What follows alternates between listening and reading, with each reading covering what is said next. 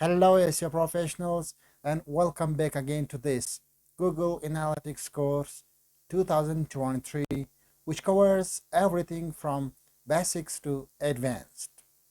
In today's tutorial, I am quickly going to walk you through the new Google Analytics dashboard. So before we get started, make sure you subscribe the channel and click on the bell icon so that you get notified instantly for every new tutorial. But if you are watching me for the first time, it is important for you to go back and start watching each of the tutorial of this Google Analytics course in order to better understand the Google Analytics or the GA4 new version of the Google Analytics. So before we get started, I have a request, and that is please make sure to subscribe the channel and click on the bell icon. Also, if you enjoy this tutorial, be sure to give it a thumbs up as well so as to support this tutorial and help this channel to reach maximum number of people on the platform. So now let's get started without further ado.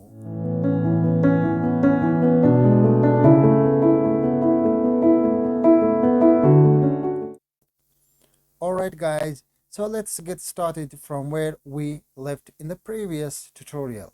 So let me quickly give you a quick recap of what we have covered in the previous tutorial. So in the previous tutorial, we have covered the home section of the Google Analytics or the GA4. Then we went to the reports section in which we covered some important elements like the reports snapshot, real-time acquisition, right? So in today's tutorial, we are going to cover the engagement section of the Google Analytics. But make sure that you keep in mind that we are going to cover each of these things like exploration, advertising, configuration, and so on. I will also teach you how you can set up the events, how you can set up the conversions, how you can connect Google Analytics with your Google Ads account, and how you can import the audiences and the conversions right into your Google Ads account in order to be used in your paid or PPC campaigns. So let's get started with the engagement. So basically, engagement is a section in the Google Analytics which shows you the engagement or the activities of your website visitors on your website. So first of all, we see the engagement overview, then the events, then the conversions, then the pages, then the landing page. So let's explore the engagement overview first.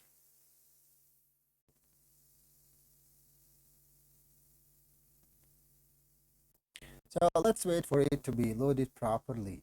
So this section basically tells you the engagement of the visitors on your website. For example, how much time do they spend, how many engagement occurred per session per user. Okay, so what events took place, how many views are there, and how many events, again, how many events have occurred on your website. Then the user activity over time. So for example, in this card you can see the active users in the last 7 day, in the last 1 day, in the last 7 day, in the last 30 days. Then in the other card, it also shows you views by page title and screen class. Okay, so if you click on view pages and screens, it will give you a detailed overview of this card. Okay, but this is the overview. So now let's explore some other things as well, like the events. So like I said in my previous tutorial, I have not yet set up any custom events, but sure, I am going to teach you how you can set up events for your business. Of course, this is the primary thing which a business owner needs to record, like how many events are occurred on a website. So for example, in my case, these are the events that have been occurred on my website. But the best thing of the GA4 property is that most of the things it like most of the events are being created by default. So for example, a few days ago I installed a chatbot on my website, and as you can see, it tracks the data as events like collect chat view, collect chat start, collect chat complete, right? So it says 5 people have completed the chat, the conversation with the chatbot. 8 people started, like 13 people viewed the chatbot, right? So in addition to this, along with the events, it also show you the event count, then the total users, then the events per users, which means a single visitor, how many events are being completed per visitor, right?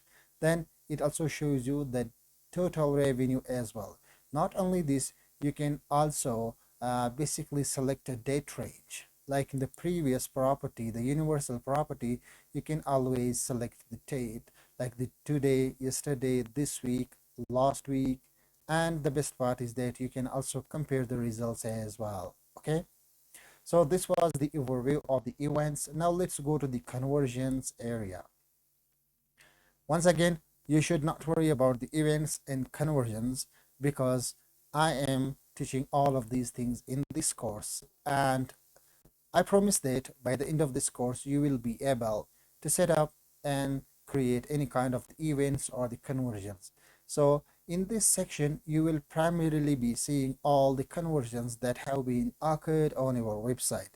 But in my case, like I said, we have not set up any conversions at the moment. But if you have set up the conversion already, this is where they will appear. Again, you can switch between uh, the date range, and you can select the date as per your needs or requirement. Okay, now let's go to the pages and screens. This section basically tells you the pages or the screens the visitors of your website visits.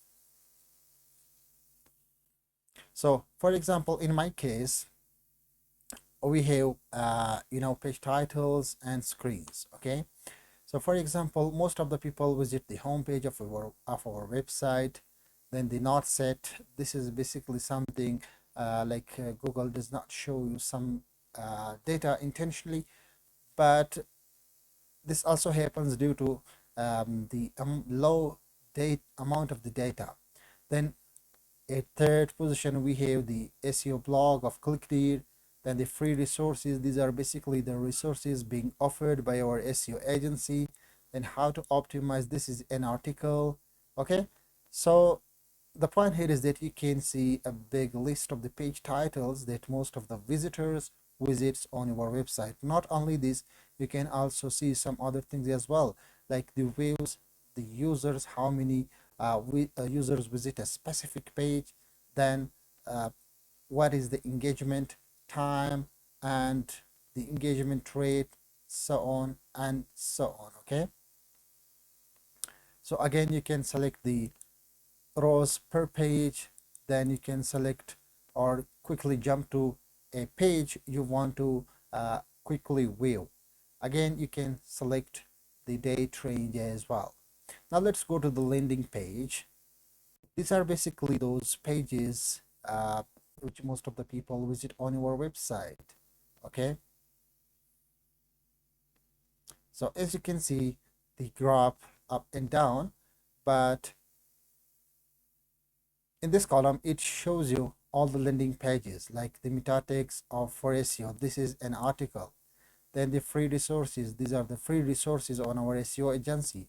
Then this is the article, then this is the blog section, and this is the contact us. Okay, so this way you can see all the landing pages. Once again, not only this, you can also see the number of the sessions, number of the users, how many are new users, and what is the average engagement time per session. Then you can also see the conversions or the events if there are any. Okay, so in my case there are no conversion. Yeah, we have the events, but those are all the events that have been set up by default by Google. Okay, so then we see the the engagement, sorry, the monetization tab. Okay, monetization is basically if you can recall, in the Google Universal Analytics, we were able to see the e-commerce conversion or things like that. So the point here is that it is all about, mostly all about the e-commerce, right? So under the monetization, you will see some things like monetization overview, e-commerce purchases, in-app purchases. Okay, so let's explore them one by one. Oh, looks like I have opened the retention, but let's go back to the monetization page. So first of all, it shows you an overview of the your e-commerce or your store performance. For example, total revenue, e-commerce revenue, again total ad revenue, right? So when you run the PPC campaigns for your business or the store, so this is where the revenue will be appearing. But you may have a question that how do you connect your Google Analytics with your Google Ads account? I'm going to show you all these things in upcoming tutorials. Then the number of the total purchases, first time purchaser, and average purchase revenue for user, items purchased by item name.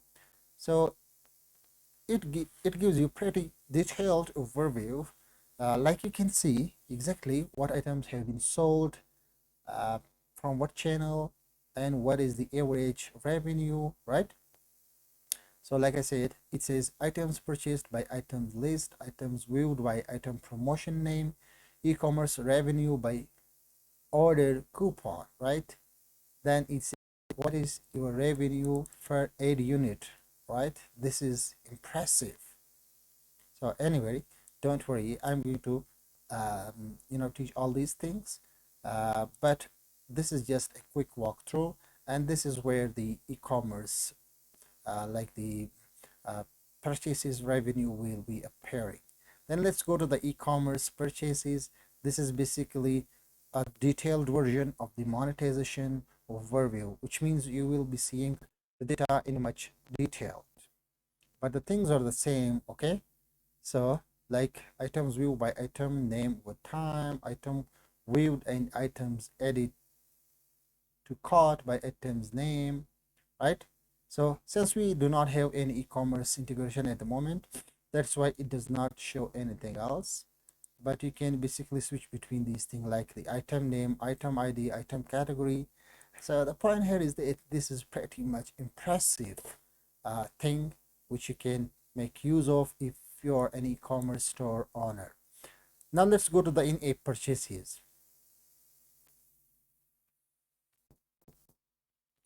All right. So this is where you can see the purchases that have been occurred in apps. For example, it looks like maybe the products that have been sold in apps or something like that. Okay, but again, it's part of the e-commerce or the monetization tab. So I hope this has been a super helpful tutorial. In the next tutorial, we are going to cover the retention, how many people are being retained on a daily basis, weekly basis, the demographics, the tech, and library as well. Then we will move on to exploration, advertising, configuration, and things like that. So thanks for watching and thanks for your time. Once again, make sure to subscribe the channel and click on the bell icon so that you don't miss out on important tutorials of this great Google Analytics course. Also, I really want your support and appreciation. If you enjoy the tutorials, please make sure to give it a thumbs up as well. And if you have got any questions, please go to the comment section and ask your question.